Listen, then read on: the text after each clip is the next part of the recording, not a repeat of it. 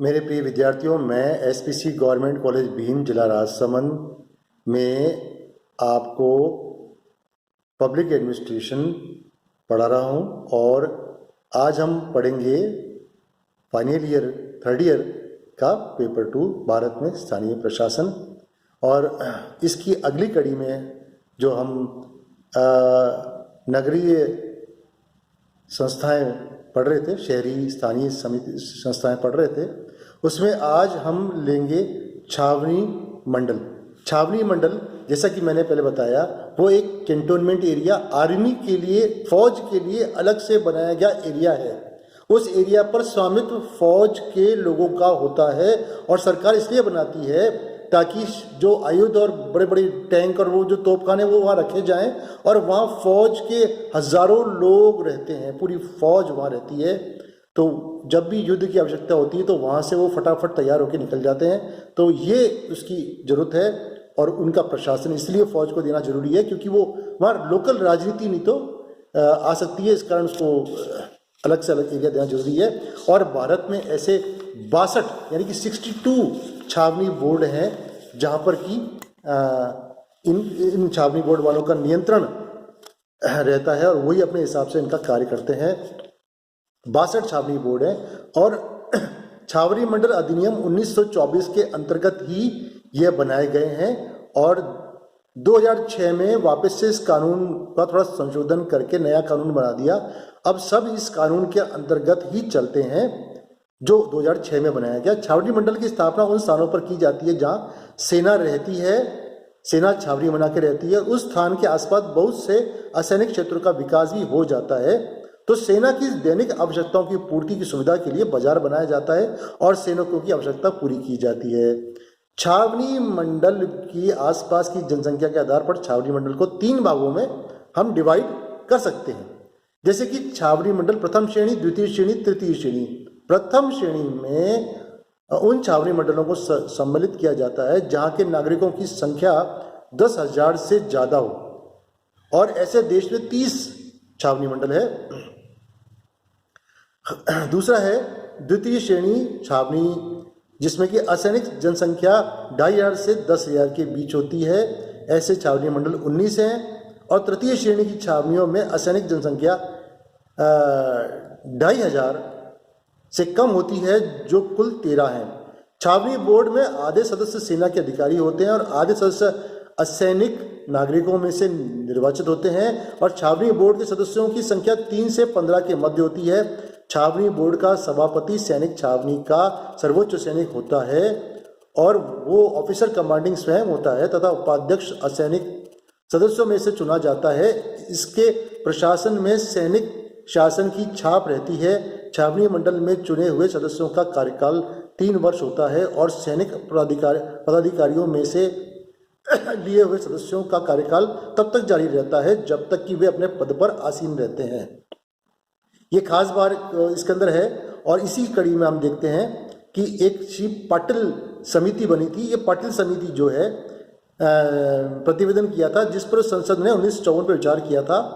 इसमें एक ही उनकी स्वतंत्रता पश्चात के दिनों में अध्यक्षता और उसके ऊपर बात की गई थी। तो उसके आधार पर हम देखते हैं 1954 में जो दिया था उसके क्या प्रावधान थे, उसके बारे में हम बात करते हैं कि छावनी बोर्ड के प्रशासन पर सैनिक प्रशासन की छाप रहनी चाहिए, अतः छावनी बोर्ड के गठन का वर्तमान स्वरूप बना रहना उचित है। दूसरा, असैनिक क्षेत्रों का प्रशासन असैनिक क्षेत्र समिति जो छावनी मंडल की एक समिति को दिया जाना चाहिए तथा इन समितियों को छावनी मंडल अधिनियम के अंतर्गत अधिक से अधिक शक्तियाँ स्वीकृत की जानी चाहिए। और छावनी मंडल के कार्य भी नगर पालिका जैसे होते हैं, परंतु कुछ एक्स्ट्रा पावर दी जाती है और ये अनिवार्य कार्य होते हैं लोक सुरक्षा, स्वास्थ्य सुविधा के आधार पर मार्गों, अन्य स्थानों से अवरोधों को हटाना, मार्गों तथा अन्य सार्वजनिक स्थानों में प्रकाश की व्यवस्था करना, मार्गों, नालियों तथा सार्वजनिक स्थान की सफाई करना, खतरनाक इमारतों एवं स्थानों को सुरक्षित बनाना, मार्गों, पुल, हाट इत्यादि का जल निकास व्यवस्था, मल निकास व्यवस्था और उनका अनुरक्षण, जन्म एवं मरण का पंजीकरण, मृतक कार्यों के स्थलों का निर्माण, शुद्ध पेयजल की व्यवस्था, सार्वजनिक चिकित्सालयों की स्थापना और रोग निरोधक टीकों की व्यवस्था, प्राथमिक पाठशालाओं की स्थापना, उनका संचालन, अग्नि से बचाव, अग्निशमन की व्यवस्था, ऐच्छिक कार्यों में तालाब और कुओं का निर्माण, जनगणना, बिजली का प्रबंध, सार्वजनिक पर्यवेक्षण व्यवस्था का प्रबंध, अस्वास्थ्यकर स्थानों को निवास के योग्य बनाना, विभिन्न प्रकार के सार्वजनिक कर लागू करना, ये भी छावनी मंडल का काम है। तो छावनी मंडल का हम देखते हैं कि बहुत अच्छे से चलाने के लिए वो दोनों ही सैनिक और असैनिक दोनों प्रकार के लोग होते हैं, किंतु छावनी मंडल अपना एक महत्व है और सैनिक उसके लिए कार्य के लिए ये बहुत जरूरी है और इसको सुचारू रूप से चलाने के लिए बहुत जरूरी है। अब हम पढ़ते हैं एकल उद्देशीय अभिकरण। ये भी क्योंकि हम उसका डिस्कशन बाद में कम करेंगे तो हम पहले इनको पढ़ लेते हैं। तो एकल उद्देशीय अभिकरण नगर शासन के अंतिम प्रकार का अभिकरण एकल उद्देशीय अभिकरण होता है। विद्वान इसे नगरीय शासन का प्रकार कहने की अपेक्षा नगरीय शासन की अन्य इकाइयों का सहायक कहते हैं। एकल उद्देशीय अभिकरण ऐसे संगठन हैं जो केवल एक उद्देश्य को पूरा करने के लिए बनाए जाते हैं, उससे शक्तियां प्रदान की जाती हैं, उनकी सीमाओं में रहकर यह स्वायत्त शासी निकाय होता है जिसके अपने पृथक आय के स्रोत होते हैं और एक विशिष्ट उद्देश्य को पूरा करने के लिए बनाया जाता है और स्थानीय स्वशासन के कुछ कार्यों को ठीक प्रकार से नहीं कर पाता है। कुछ विद्वानों का यह विचार है कि आधुनिक जीवन की बढ़ती हुई जटिलताओं में कुछ कार्यकलाप इतने तकनीकी और जटिल होते हैं कि उनके लिए विशेष प्रकार के उपाय की जरूरत होती है। तो एकल उद्देशीय अभिकरण इसी पृथक प्रकार के विशेष निष्पादन कुशलता वाले विशेष कार्य को करने के लिए ये कार्य एकल उद्देशीय अभिकरण बनाए जाते हैं। और आधुनिक युग में जहाँ नगरीकरण की प्रक्रिया तेजी से बढ़ रही है, वहाँ जल व्यवस्था, बिजली, नगरीय विकास आदि जो है आयोजन नियोजन की प्रकृति ऐसी होती है कि वो अपने हिसाब से अपना दायित्व पूरा करने के लिए विशेष प्रकार से दी जाती है। तो एकल उद्देशीय अभिकरण उसी प्रकार से बनाया जाता है। नगर विकास के अभिकरण जैसे दिल्ली विकास प्राधिकरण DDA, जयपुर विकास प्राधिकरण JDA, नगर विकास न्यास UIT, अर्बन डेवलपमेंट, तो बंदरगाह न्यास पोर्ट ट्रस्ट, आवासन मंडल, हाउसिंग बोर्ड आदि भी विशिष्ट उद्देश्य अभिकरण है जिनके उनके नाम से इंगित दायित्व का निष्पादन का कार्य किया जाता है। इनके नाम से भी देते कि भैया ये तो एकल उद्देश्य अभिकरण है और ये की काम करता है और ये नगर पालिका से अलग तरह का संगठन होता है और अलग तरह से चलता है। उसके अफसर भी अलग होते हैं, कर्मचारी अलग होते हैं, लेकिन कार्य उसका तालमेल बैठा के नगर परिषद से चलता है या नगर निगम से तालमेल बैठा के चलते हैं। नगर निगम या नगर पालिका नगर में सफाई का कार्य तो कुशलता से कर सकते हैं, किंतु नगरीय विकास को सुनियोजित दृष्टि से बनाने के लिए वो ढंग से ये कार्य नहीं कर पाते। इस कारण इस प्रकार के 3 नगर के व्यवस्थाओं को एकल उद्देश्य अभिकरण दिया गया है। और यह सुधार न्यास विकास प्राधिकरण छोटे नगरों में सुधार न्यास बनाता है। ये उल्लेखनीय है कि 5 प्रकार के नगरीय संस्थाओं में से एक संस्था स्थानीय शासन के कार्यों को करने के लिए प्रत्येक नगर में हो सकती है। किसी विशेष उद्देश्य के लिए स्थानीय शासन की एक इकाई होते हुए एकल उद्देशीय अभिकरण बनता है। और ये आपको मालूम है कि एक ही काम है और इसके दूसरे एग्जाम्पल है, जैसे कि विशाखापट्टनम, चेन्नई, कोचीन में बंदरगाह पोर्ट है। बड़े बड़े जहाज़ों को उतरने और समुद्र तटों को गहरा करने, माल उतारने आदि के लिए इन पोर्ट ट्रस्ट का उपयोग होता है।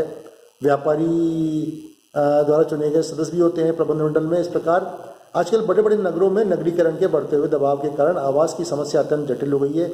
मकानों का किराया बहुत ज़्यादा बढ़ता जा रहा है और नगरों में रहने वाले निवासी आवास योग्य जमीन नहीं ले पाते और यदि लेते तो मकान का निर्माण उनके लिए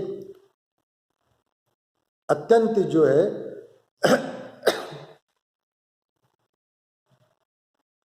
प्रॉब्लमेटिक होता जा रहा है। तो ये सब इस सबको हटाने के लिए ये कार्य किया जाता है। तो ये हम देखते हैं कि ये विशेष प्रकार का कार्य इन कार्यों में स्थापित होता है। और जब हम इस उद्देश्य को देखते हैं और वो हम कार्य को देखते हैं, तब हम ये देखते हैं कि ये विशेष कार्य को पूरा करने के लिए बनाए गए अभिकरण है।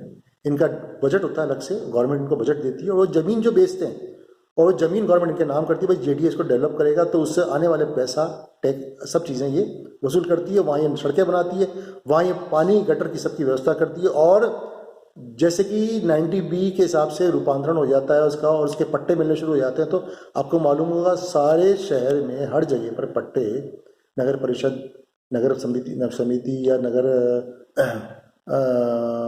निगम, ये सब जो है इनका अलग अलग होते हैं। कहीं पर जैसे जयपुर जितने बड़े शहर में ये जेडीए यानी कि विकास प्राधिकरण जयपुर इनका होना जरूरी है, नहीं तो इतने पर्यटक आते हैं, इतना बड़ा शहर है, 40-50 लाख की जनसंख्या है, वहाँ पर उसको चलाना, शहर को चलाना असंभव हो जाता है यदि जेडीए नहीं हो। तो लोगों को विकास के लिए एक अच्छा सिस्टम जरूरी है, क्योंकि वहाँ रोड चौड़ी होनी चाहिए और वो नियम कि आपका घर के सामने कितनी बड़ी रोड होनी चाहिए, गलियां हैं उसमें कितना है, कमर्शियल प्रॉपर्टी है तो उसका क्या है, और कितनी ऊंची होनी चाहिए, कितने, वो सब इसलिए हमको देखते हैं कि एकल देशीय विकरण अत्यंत जरूरी है।